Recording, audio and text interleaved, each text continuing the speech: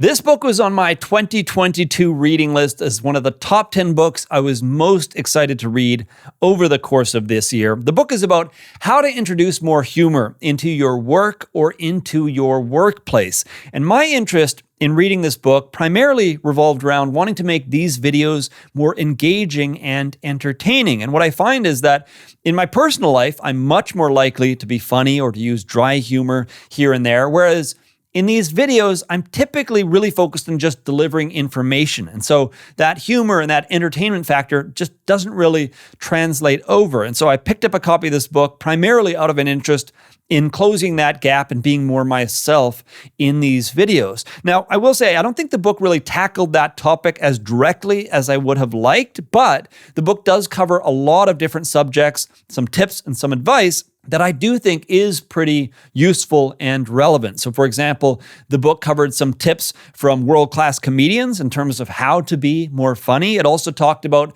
how to recover from a misstep in the case that you deliver a joke that either doesn't land or in some cases might create a situation where your joke comes across as insensitive and how to correct for that and how to recover.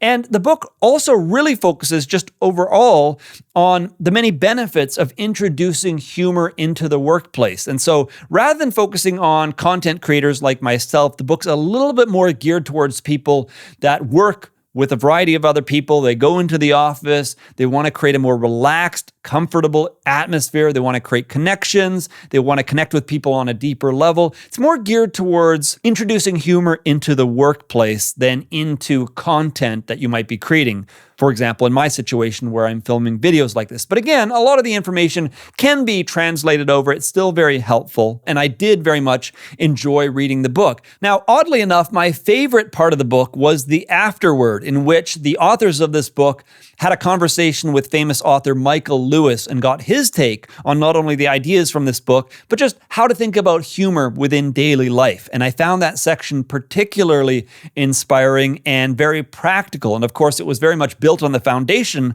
outlined from this book, but I found Lewis's perspective rather inspiring and just very down to earth and practical. So anyway, if, like me, you're interested in incorporating humor into your work or into your workplace, consider reading Humor Seriously by Jennifer Aaker and Naomi Bagdonas.